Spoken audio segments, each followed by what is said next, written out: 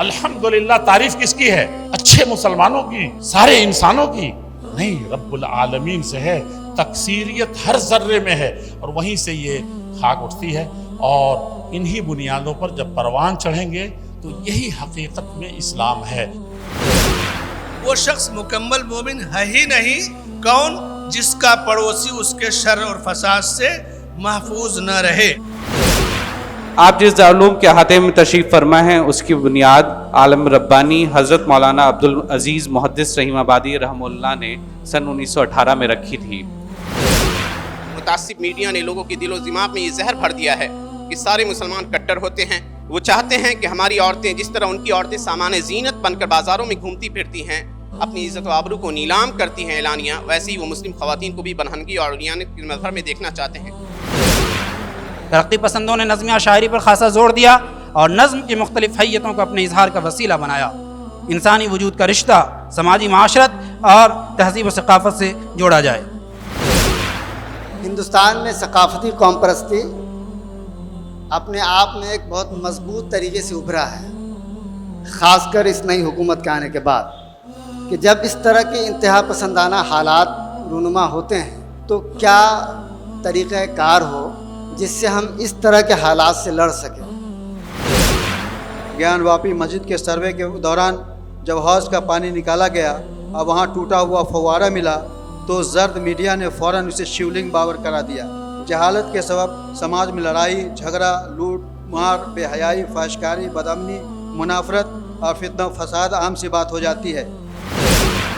مولانا آزاد نے تاریخ کے اس اہم پہلو پر بھی اپنی صدارتی خطبہ میں روشنی ڈالی تھی کہ ہندو اور مسلمان گنگا اور جمنا کے دھاروں کی طرح پہلے ایک دوسرے سے الگ بہتے رہے، لیکن قدرت کی منشا یہ تھی کہ دونوں ایک ہوں۔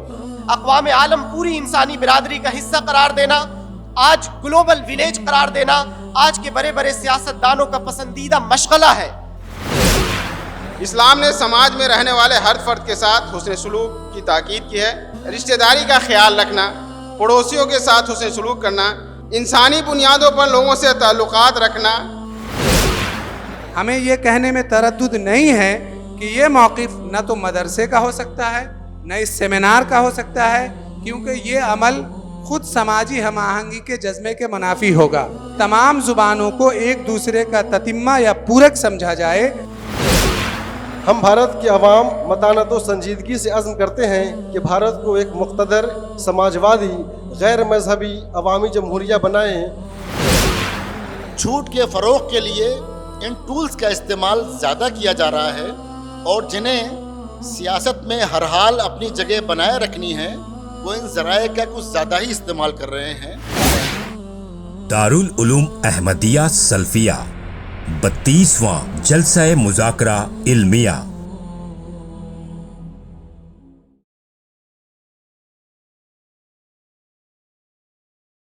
السلام علیکم ورحمۃ اللہ وبرکاتہ۔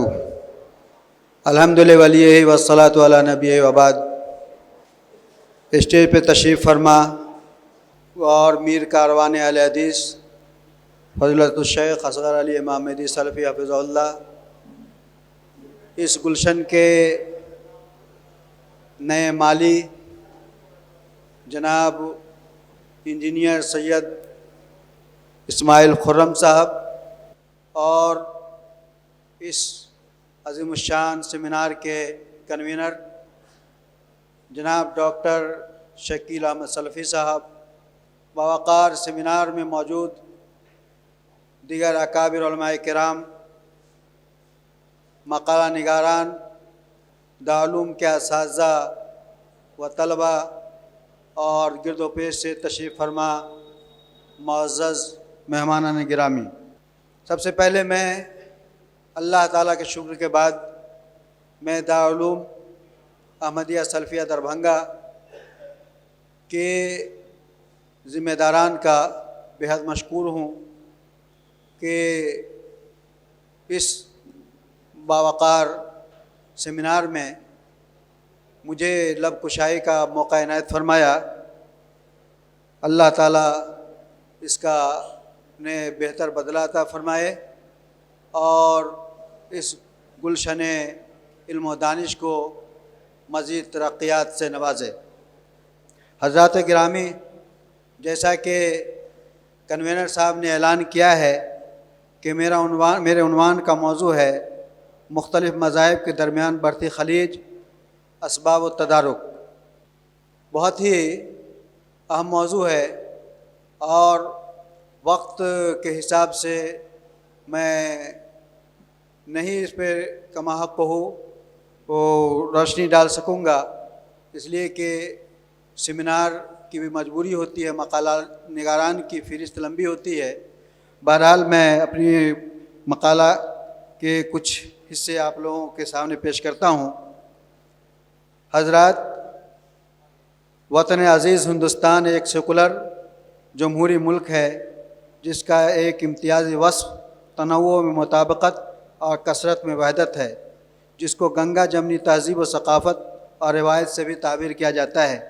یہاں ہندو، مسلم، سکھ، عیسائی، بودھ، جین، پارسی وغیرہ مذاہب کے لوگ آباد ہیں اور صدیوں سے اس قدر تنوع و رنگا رنگی کے باوجود بلا تفریق دین و مذہب سبھی باہم شیر و شکر ہو کر زندگی گزارتے آئے ہیں، اس لیے کہ مذاہب ہمیشہ امن، محبت، ہمدردی، رواداری، مصالحت، ہم آہنگی، سخاوت اور انصاف و مساوات کے مبارک جذبات اور حسن تعامل کے فروغ میں اہم کردار ادا کرتے ہیں۔ لیکن اس سب کے باوجود یہ بھی ایک تلخ حقیقت ہے کہ کئی مواقع پر مذہب کو تشدد، عدم برداشت، فرقہ وارانہ منافرت، دہشت گردی اور فتنہ و فسادات اور تنازعات کی مختلف شکلوں اور صورتوں میں استعمال کیا جاتا ہے، بلکہ دنیا میں ذاتی و سیاسی مفادات کے پیش نظر مذہب اور مذہبی مسائل کا استعمال عام سی بات ہے۔ بدقسمتی کی بات یہ ہے کہ ہندوستانی فطرت اور مزاج اور روایت کے برخلاف یہاں بھی اس طرح کے رجحان پنپنے لگے ہیں اور مختلف مذاہب کے ماننے والوں کے درمیان بوجوہ منافرت و غیریت کی خلیج بڑھتی جا رہی ہے، جو کہ ایک ترقی پذیر ملک کے لیے لمحہ فکریہ ہے۔ حضرات، مختلف مذاہب کے مابین بڑھتی خلیج کے متعدد اسباب ہیں جن میں سیاست سر فہرست ہے۔ ملک کے اندر مذہبی نوعیت کے فسادات پر کیے پردہ زنگاری میں علی العموم معشوق سیاست چھپی ہوئی ہوتی ہے، جس کے ادنیٰ اشارہ ابرو پر میرٹھ، ملیانہ، ہاشم پورہ، گجرات، ممبئی، ہریانہ وغیرہ ہنستے کھیلتے مقامات خاک و خون میں لت پت ہو جاتے ہیں اور ناحق بے شمار جانی و مالی نقصانات ہوتے ہیں۔ فرقہ وارانہ منافرت اور تصادم کو بڑھاوا دینے میں سیاست کا کیا رول ہوتا ہے، اس کی ہزاروں مثالیں ہیں۔ مثلا BBC کی ایک رپورٹ کے مطابق مئی 2014 کے پارلیمانی انتخابات کے نتائج سامنے آنے کے بعد 10 ہفتوں کے اندر صرف اتر پردیش میں 600 سے زائد ہندو مسلم ٹکراؤ کے واقعات رونما ہوئے۔ ان میں سے 70% واقعات ان 12 اسمبلی حلقوں یا ان کے اطراف میں ہوئے جہاں نومبر 2014 میں خالی نشستوں کے لیے انتخاب ہونے والے تھے۔ وہ اپنی بات آگے مکمل کرتے ہوئے لکھتا ہے، کوٹیشن شروع، بھارت میں مختلف مذاہب باہمی احترام کے ساتھ صدیوں سے ساتھ ساتھ رہتے چلے آئے ہیں، لیکن سیاست میں مذہب کی دخل اندازی کے بعد مذاہب کے درمیان کشیدگی کو ہوا مل رہی ہے۔ مذاہب کے درمیان بڑھتی خلیج کا ایک سبب بعض میڈیا کا غیر ذمہ دارانہ رویہ ہے۔ ہر واقعہ میں خواہ وہ ملکی ہو یا عالمی، مذہبی پہلو ڈھونڈ نکالنے اور دو مذاہب کے مابین منافرت کو ہوا دینے کی بھرپور کوشش کرتا ہے۔ علی سبیل المثال، گیان واپی مسجد کے سروے کے دوران جب حوض کا پانی نکالا گیا اور وہاں ٹوٹا ہوا فوارہ ملا تو زرد میڈیا نے فوراً اسے شیولنگ باور کرا دیا اور وہ اس مسئلے میں ہندو فریقوں سے بھی آگے نکل گیا۔ اینکر چلانے لگے کہ بابا بھولے ناتھ مل گئے، سوال پوچھنے لگے کہ وہاں جل ابھیشیک کب ہوگا۔ اس طرح کی بہت ساری مثالیں ہیں۔ مذاہب کے مابین بڑھتی خلیج کی ایک بنیادی سبب غلط فہمی اور ایک دوسرے کے مذہبی تعلیمات سے لاعلمی بھی ہے۔ اس کے متعدد عوامل ہیں۔ لاعلمی کی وجہ سے لوگ غلط فہمی کے شکار بہت جلد ہو جاتے ہیں۔ نام نہاد مذہبی رہنماؤں، نیم ملاؤں، پاکھنڈی پنڈتوں، لائٹ، کیمرہ اور ایکشن کے دلدادہ دائیوں اور سرفرے واعظوں کے غیر ذمہ دارانہ بیانات و تصرفات اور بھڑکاؤ تقریریں جلتے پر تیل کا ڈالنے کا کام کرتے ہیں، اور یہ بیانات اور تقریریں دوسرے مذاہب کے تئیں نفرت، تعصب، عدم برداشت، بے اعتمادی و بدگمانی، عدم احترام، معاشی استحصال، نابرابری، ظلم، ناانصافی وغیرہ منفی رویوں کو پروان چڑھاتے ہیں۔ اس کے اسباب میں سے فرقہ وارانہ فسادات بھی ہیں، خواہ اس کا محرک کچھ بھی ہو اور جو بھی ہو، مذاہب کے مابین خلیج کو بڑھانے میں اہم کردار ادا کرتے ہیں۔ فسادات کے بعد ہجرتوں کا دلدوز سلسلہ شروع ہو جاتا ہے۔ حقوق انسانی کی سرگرم کارکن میلون کوٹھاری کے بقول کسی بھی شہر میں فساد کے بعد ہم دیکھتے ہیں کہ لوگ خوف عدم تحفظ کی وجہ سے اپنے مذہب سے تعلق رکھنے والے افراد کی اکثریت والی بستیوں منتقل ہونے لگتے ہیں، اور بعض اوقات شہری حکام بھی ایسے حالات پیدا کر دیتے ہیں جن میں لوگ دوسرے مذاہب کے لوگوں کے ساتھ رہنے کے بجائے اپنے مذہب سے تعلق رکھنے والوں کے علاقوں میں ہی رہنے پر مجبور ہو جاتے ہیں۔ مذہبی رواداری اور سماجی ہم آہنگی کے حوالے سے ایک اہم مسئلہ شناخت کا بھی ہے۔ جہاں تک مختلف مذاہب کے مابین بڑھتی ہوئی خلیج کے تدارک کی بات ہے تو سب سے پہلے سیاست اور میڈیا کو لگام دینا ہوگا اور ان کو معیاری ضابطہ اخلاق کا پابند ہونا ہوگا۔ اس کے بعد ہی تدارک کے دیگر فارمولے اور اصول و ذرائع کارآمد ہو سکتے ہیں۔ تدارک میں سے ایک چیز یہ ہے تعلیم کا فروغ۔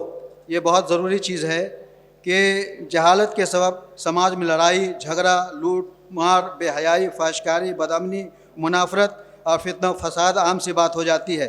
نادان ایک دوسرے کے معتقدات اور مذہبی تعلیمات سے ناواقف کار انسان کا اپنی جہالت و نادانی کے سبب رسوا کن غلط فہمیوں اور غلط پروپیگنڈوں کا شکار ہو جانا اور فرقہ وارانہ ہم آہنگی کا کاؤز کو نقصان پہنچانا لازمی امر ہے۔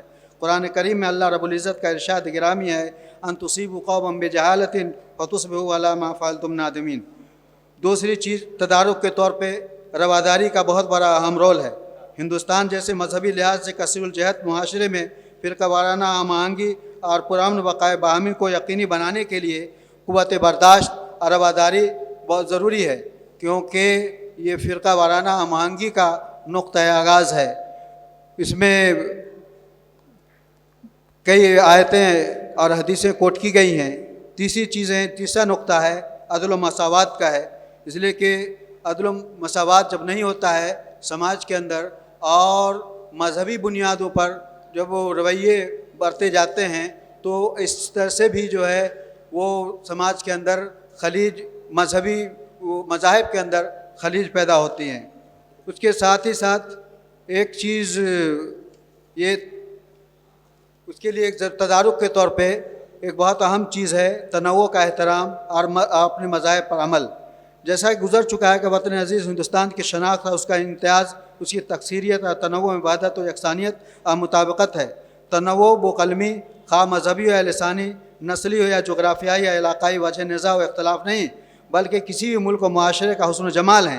جس طرح گلہائے رنگا رنگ زینت چمن کا باعث ہوتے ہیں، اسی طرح شعوب و قبائل کی تفریق، مذاہب و ادیان کا تنوع اور افکار و نظریات کا اختلاف وطن عزیز کی معنویت اور خوبصورتی میں اضافے کا سبب اور پرامن مستقبل کا ضامن ہے۔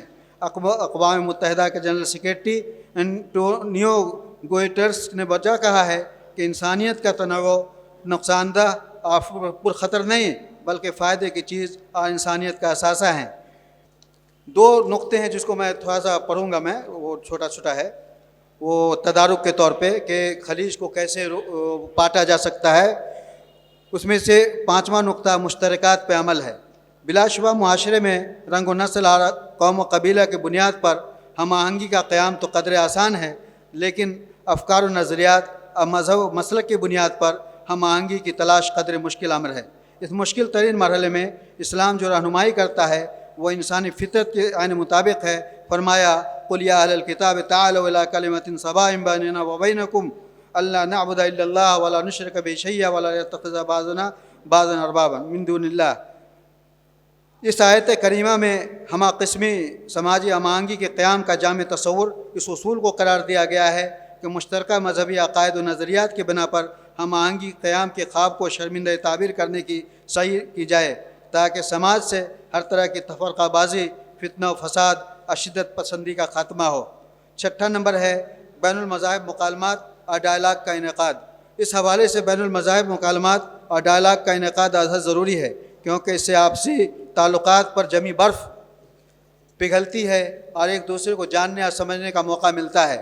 مختلف الخیال گروہوں، متعدد عقائد کے لوگوں اور متنوع وابستگیوں سے حامل افراد کے باہم مل بیٹھنے سے آپسی منافرت، بے اعتمادی، ایک دوسرے کے تئیں شک و شبہ اور غلط فہمیوں کا ازالہ ہو جاتا ہے، اور سب باہم شیر و شکر ہو کر قوم و ملت اور انسانیت کی خدمت میں اس جذبے کے ساتھ لگ جاتے ہیں کہ ہندو، مسلم، سکھ، عیسائی آپس میں سب بھائی بھائی، اور آئیے ہم سب مل کر وطن عزیز کے اندر مختلف مذاہب کے مابین بڑھتی ہوئی خلیج کو مٹا کر اخوت و بھائی چارے کی روایت و ثقافت کو اور مضبوط بنیادوں پر استوار کریں، اور اپنے قول و عمل اور اخلاق و کردار کے ذریعہ مذہبی رواداری اور فرقہ وارانہ ہم آہنگی کو مزید استحکام بخشیں، اور سارے اختلافات کو فراموش کر کے ملک کی تعمیر و ترقی اور فلاح و بہبود کے لیے اپنے اپنے حصے کی ذمہ داری نبھائیں۔ قومی تناظر میں یہ وقت کی سب سے بڑی ضرورت اور حالات کا سب سے بڑا تقاضا ہے۔ ملک محفوظ رہے گا تو ہم بھی محفوظ رہیں گے اور سارے لوگ محفوظ رہیں گے۔ غیریت کے پردے ایک بار پھر ہٹا دیں، بچھڑوں کو پھر ملا دیں، نقشے دوئی مٹا دیں، سونی پڑی ہوئی ہے مدت سے دل کی بستی، ایک نیا شیوالا اس دیش میں بنا دیں۔ شکریہ، والسلام علیکم ورحمۃ اللہ وبرکاتہ۔